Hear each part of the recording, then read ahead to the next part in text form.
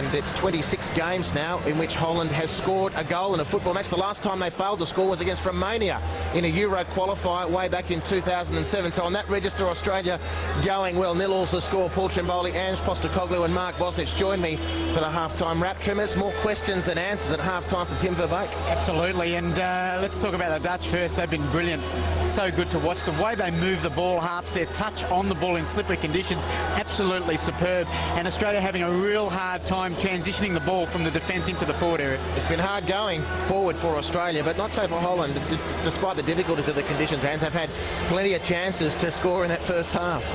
Only in football, it's the only sport you can still be level terms after a performance like that, because they've totally dominated all areas.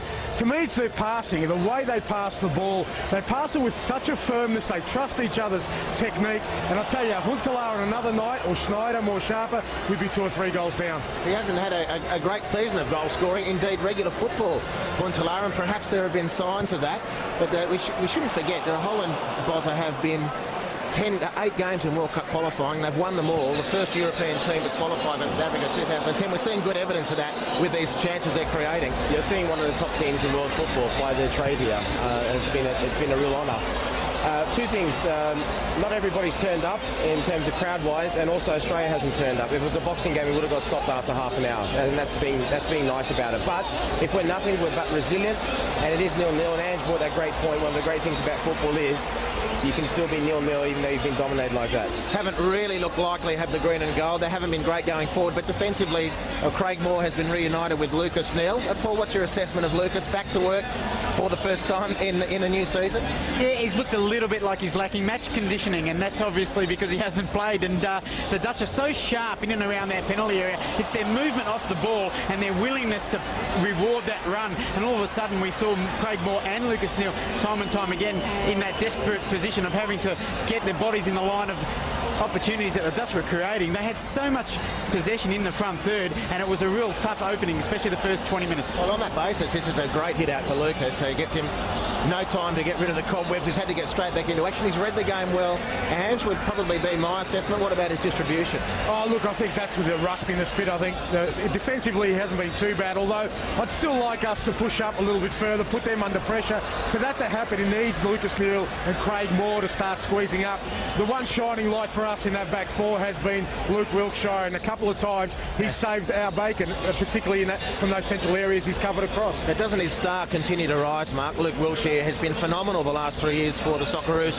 He's been our best tonight. I share that view. It's been quite a battle between he and Alia down our right-hand side, and you'd have to say that Luke Wilkshire has got more than one up on his opponent. The problem's not really been down our right, it's been down our left, where Kite, and we thought that was Heitinga was going to play right back, but it wasn't. It was Belarus. They've been running right down our left. Wilkshire down the right has done outstandingly well. And Holman up front, in front of him, has not done so badly as well. But, I mean, there was a great point right towards the end. Simon Hill and Robbie were talking about that we lacked a little bit of energy. That's why, because we've been chasing the ball for 45 minutes. Well, I tell you, Alia will realise at half-time it's a nice bath for him, won't it? But what Wilkshire's done a wonderful job of is keeping Elliott facing away from the goal. He hasn't allowed him to get a touch and turn on him where he can be so dangerous.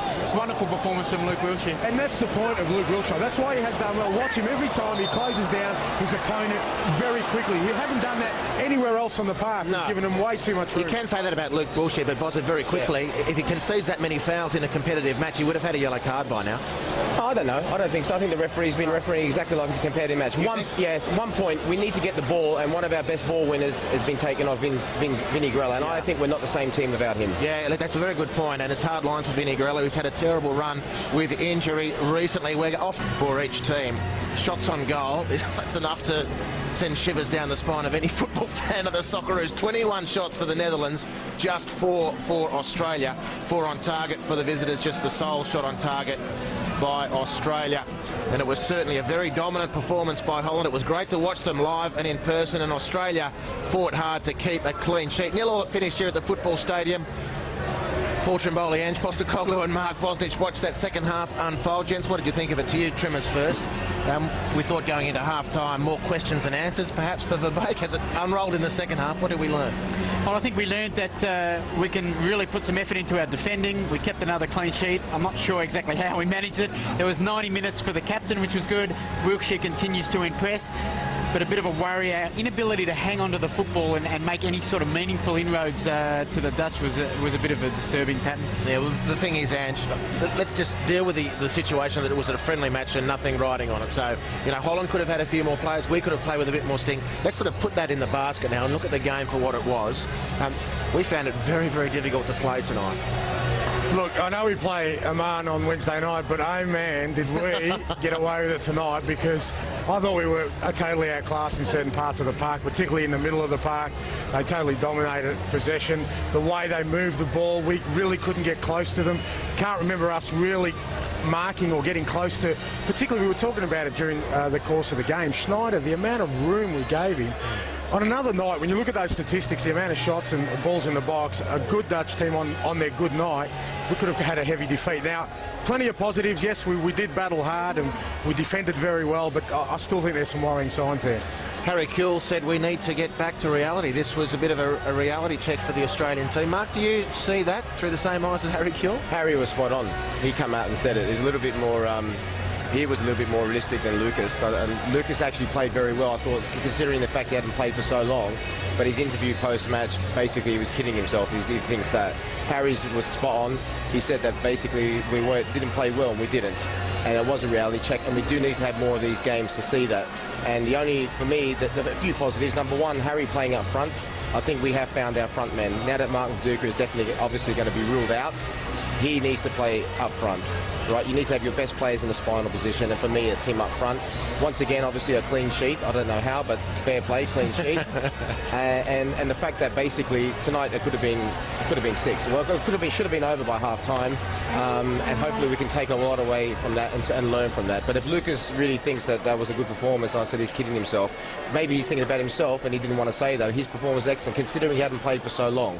But that performance overall, I told you, if it was a boxing game, after 30 minutes, that's it, all over. Yeah. Stopped by the referee. All right, scoring. The number of chances they created through the entire match. We talked about it at half-time. We'll talk about it again now.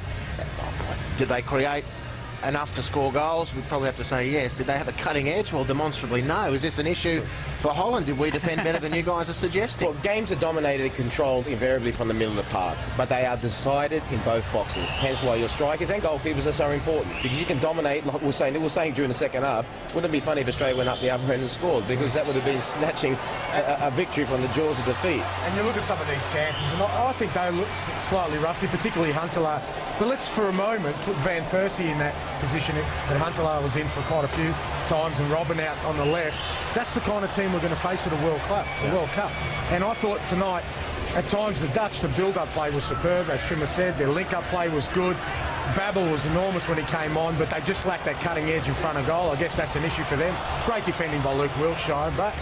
And the thing that bothered me, Harps, was the fact that we were working so hard to defend, but still we didn't really limit their opportunities. They probably didn't get that final ball the way they wanted it, but it was more we weren't able to put any pressure on them going the other way. Yeah, sure. All right, we're looking forward to Holland. No doubt about that. Australia, we did send out the search party to try and find a couple of chances that the Australians conjured, and we did come up with a couple, so it's not all doom and gloom here. The foundation point for Australia was not conceding a goal. It has been, let's face it, the hallmark of Australia's qualification campaign till now. Very meagre sights at goal, however, tonight. Absolutely, and I suppose one way you can look at it, if you're looking at a World Cup group, then you say, well, if you can get a point, pinch a point off a side like Holland, then all of a sudden you set yourself up for the rest of the tournament. That's a great point, Trim. So that was the first game in a World Cup. You will not pinch a point. You will not pinch a point playing like that. I'm sorry. No, I think in a World Cup game with those kind of opportunities. Agreed. And look, he could have pinched 3 points tonight. We said that. Brent Holman, best chance for the Aussies. That was the highway robbery right there on the cards, and again, wasn't it? I mean, that wasn't really a build-up play. It was a long ball. It was a flick on by Harry. Again, lacked a bit of composure here to hit the target, Holman. We could have pinched 3 points tonight, but I don't think that's the point. All right, well, the question now has to be asked. We played Holland a year ago, beat them 2-1, okay? We played against 10 men in the second half. Nevertheless, we played well.